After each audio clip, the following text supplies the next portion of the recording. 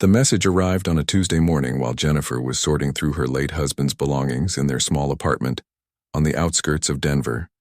She had been a widow for 3 months now, and the pain still felt fresh, like an open wound that refused to heal. Her phone buzzed with an incoming transmission marked with the official seal of the Interstellar Commerce Bureau, and she almost deleted it, thinking it was another scam. But something made her pause. The holographic display flickered to life, showing a tall figure with pale blue skin and eyes that seemed to hold the light of distant galaxies. He introduced himself as Kyle, and his voice carried a strange melodic quality that made her think of wind chimes in a summer breeze. He spoke about her husband Marcus with a familiarity that startled her because Marcus had never mentioned anyone named Kale during their 12 years of marriage. According to the alien, Marcus had saved his life during a cargo transport mission gone wrong. 3 years ago, Jennifer listened in growing disbelief as Kale explained that Marcus had pulled him from a damaged ship moments before it exploded into the void of space.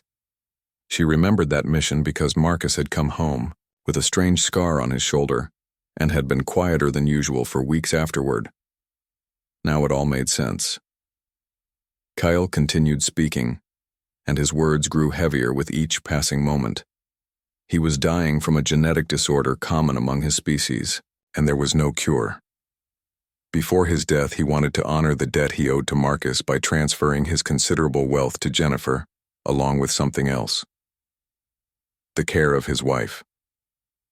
Jennifer felt the room spin around her. She gripped the edge of her desk, trying to process what she was hearing. A dead alien she never knew existed wanted to give her his money and his wife. It sounded like something from a bad science fiction novel, but the legal documents that followed were very real bearing. The seals of both Earth and Xanthari governments. The amount of money involved was staggering enough to solve every financial problem she had ever faced and many she never would have imagined. 2 weeks later, Jennifer stood in the arrival terminal of the Denver spaceport watching ships descend from the clouded sky. Her heart pounded against her ribs like a trapped bird. She had agreed to this arrangement partly because she needed the money, and partly because she felt she owed it to Marcus. If he had saved someone's life, then honoring that person's final wishes felt like the right thing to do. The ship touched down with barely a whisper, and the boarding ramp extended. A figure emerged, and Jennifer felt her breath catch. The woman was tall, nearly 7 feet, with the same pale blue skin as Kyle.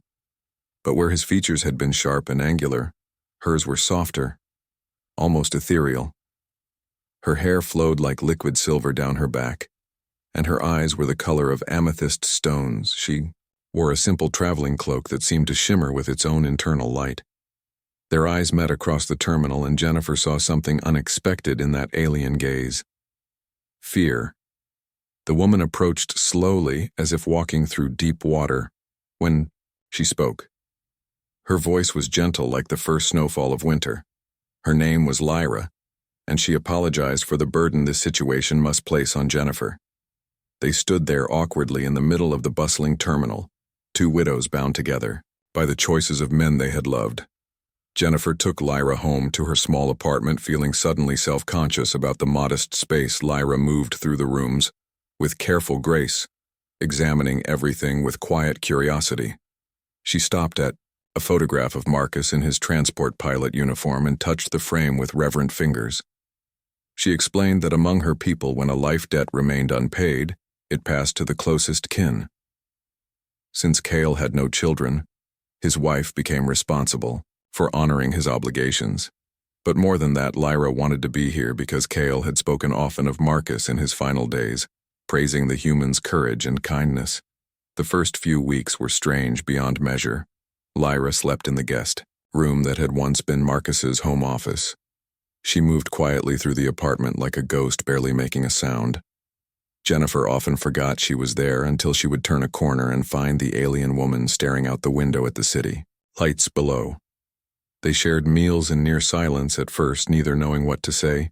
Jennifer learned that Xanthari food preferences were similar enough to humans that cooking for 2 was not difficult. Lyra had a fondness for spicy dishes that reminded Jennifer of Marcus's own tastes. Slowly, carefully, they began to talk. Lyra spoke of her homeworld, Zenthar with its violet skies and crystalline seas.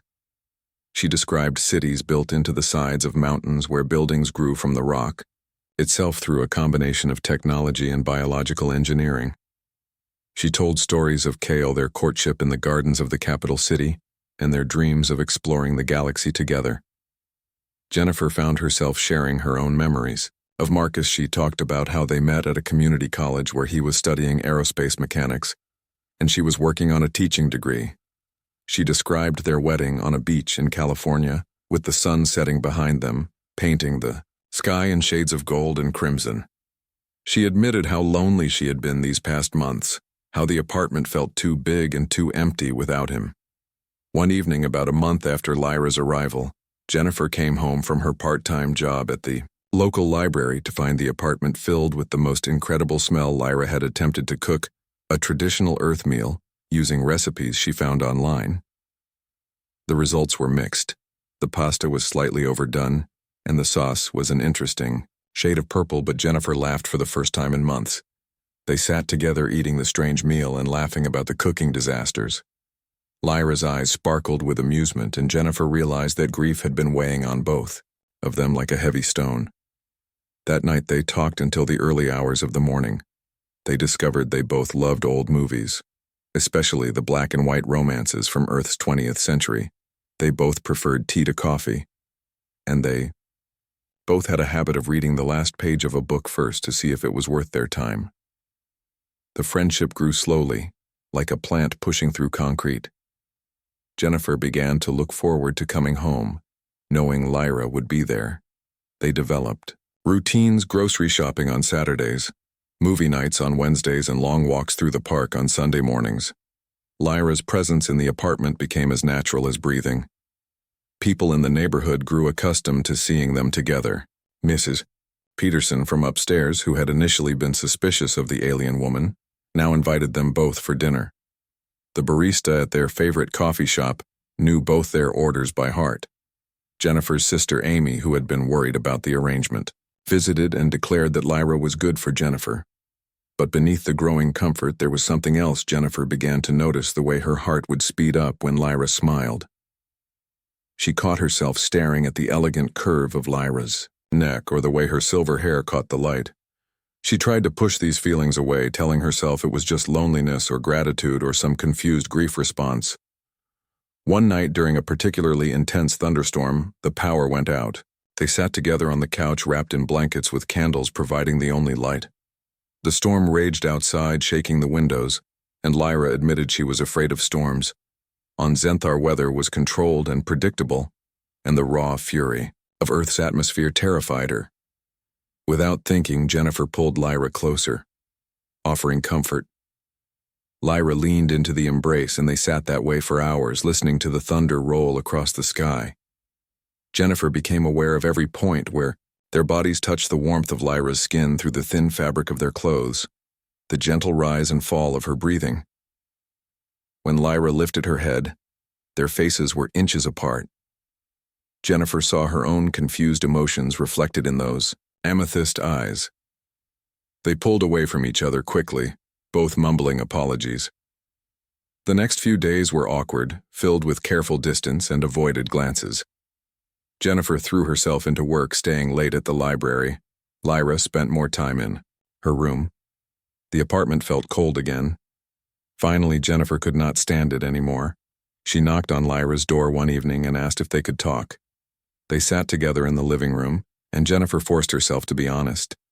She admitted that she was developing feelings that went beyond friendship.